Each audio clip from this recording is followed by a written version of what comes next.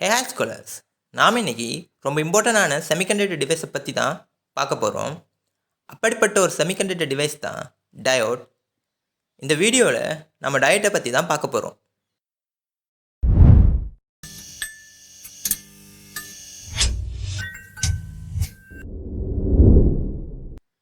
Electric கரண்ட்டை ஒரு வழியாக மட்டும் போக விடுற கம்போனன்ட் தான் டயோட்.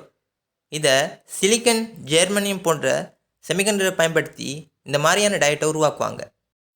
ரூம் டெம்பரேச்சரில் எலக்ட்ரிசிட்டியை கண்டக்ட் பண்ணுற பொருளை தான் நம்ம கண்டக்டர் என்றும், அதே மாதிரி ரூம் டெம்பரேச்சரில் எலக்ட்ரிசிட்டியை கண்டக்ட் பண்ணாததும் டெம்பரேச்சர் அதிகரிக்கும் போது எலக்ட்ரிசிட்டியை கண்டக்ட் பண்ணுற பொருளை தான் செமிகண்டக்டர் என்று சொல்லுவோம். இந்த செமிகண்டக்டரில் இரண்டு வகையான செமிகண்டக்டர் இருக்குது. ஒன்று இன்ட்ரின்சிக் செமிகண்டக்டர், ரெண்டு எக்ஸ்ட்ரின்சிக் செமிகண்டக்டர். ஒரு கண்டக்டரில் சிலிக்கன் அல்லது ஜெர்மானியம் எலிமெண்ட் மட்டும் காணப்பட்டால் அதைத்தான் இன்ட்ரின்சிக் செமிகண்டக்டர்னு சொல்லுவோம்.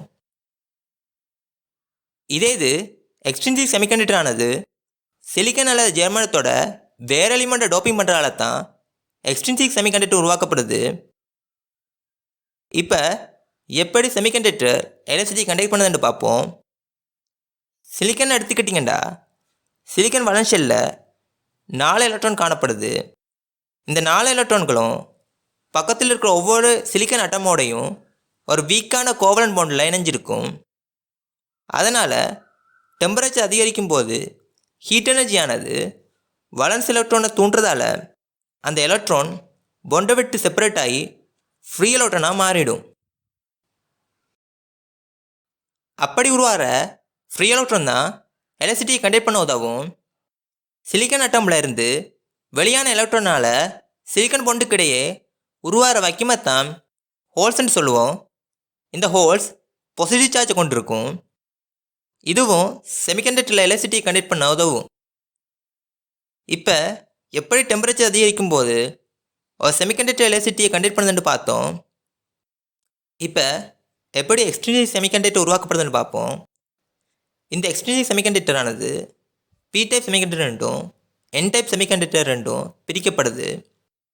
இந்த பி டைப் செமிகண்டக்டர் ஆனது சிலிக்கன் அட்டமிகளிடையே போரன் அட்டமை டோப்பிங் பண்ணுறதால உருவாக்கப்படும். சிலிக்கன் அட்டமிகளிடையே போரம் அட்டமை டோப்பிங் பண்ணும்போது போரன்ற 3 வலன்ஸ் எலக்ட்ரானோட ஒவ்வொரு சிலிக்கன் அட்டம்ன்ற எலக்ட்ரானும் போரனோட கோவலன்ட் பாண்டில் இணைஞ்சிருக்கும். இதனால் இங்கே இருக்கிற சிலிக்கன் அட்டமுக்கு கோவலன்ட் பாண்டை உருவாக்க எலக்ட்ரான் ஷார்ட்டேஜ் உருவாகும். இதனால் உருவாகிற வைக்கமை ஹோல்ஸ்ன்னு தான் சொல்லுவோம். இந்த ஹோல்ஸ் பாசிட்டிவ் சார்ஜ் கொண்டிருக்கும். இப்படி உருவாகிற செமிகண்டக்டர் தான் பி டைப் செமிகண்டக்டர். இந்த கண்டக்டரில் ஃப்ரீ எலக்ட்ரானை விட ஹோல்ஸ் அதிகமாக காணப்படும். என் டைப் செமிகண்டக்டர் ஆனது சிலிக்கன் அட்டம்களுக்கிடையே பாஸ்பரஸ் அட்டமை டோப்பிங் பண்ணுறதால உருவாக்கப்படும். பாஸ்பரஸ் ஆனது 5 வலன்ஸ் எலக்ட்ரானை கொண்டிருக்கும். பாஸ்பரஸில் காணப்படுற 4 வலன்ஸ் எலக்ட்ரானும் ஒவ்வொரு சிலிக்கன்ற எலக்ட்ரானோட கோவலன்ட் பாண்டை உருவாக்கும். எஞ்சிய பாஸ்பரஸில் ஒரு வலன்ஸ் எலக்ட்ரான் ஃப்ரீ எலக்ட்ரானாக காணப்படும். இந்த ஃப்ரீ எலக்ட்ரான் எலக்ட்ரிசிட்டியை கண்டக்ட் பண்ண உதவும். இப்படித்தான் என் டைப் செமிகண்டக்டரை உருவாக்குவாங்க. இந்த என் டைப் செமிகண்டக்டரில் ஹோல்ஸை விட எலக்ட்ரான் அதிகமாக காணப்படும். இதில் நான் முக்கியமாக கவனிக்க வேண்டியது என்னென்னா, பி டைப் செமிகண்டக்டரும் என் டைப் செமிகண்டக்டரும் எலக்ட்ரிக்கலி சார்ஜ் 0வாக தான் காணப்படும். P type semiconductor, N type semiconductor என்னன்ட்டு உங்களுக்கு விளங்கியிருக்குன்னு நம்புகிறேன். இந்த பி டைப் செமிகண்டக்டரையும் என் டைப் செமிகண்டக்டரையும் இணைச்சி தான் டயோட்டை தயாரிப்பாங்க. இப்போது டயோட் எப்படி ஃபங்க்ஷன் ஆகுதுன்னு பார்ப்போம். பி டைப் என் டைப் செமிகண்டக்டரையும் இணைக்கும் போது அது இரண்டு இணைகிற இடத்த பிஎன் ஜங்ஷன் சொல்லுவோம். இந்த ஜங்ஷன் வழியாக என் டைப் செமிகண்டக்டரிலிருந்து எலக்ட்ரான் ஆனது பி டைப் செமிகண்டக்டருக்கு ட்ரான்ஸ்ஃபர் ஆகி அங்கே உள்ள ஹோல்ஸை ஃபில் பண்ணும்.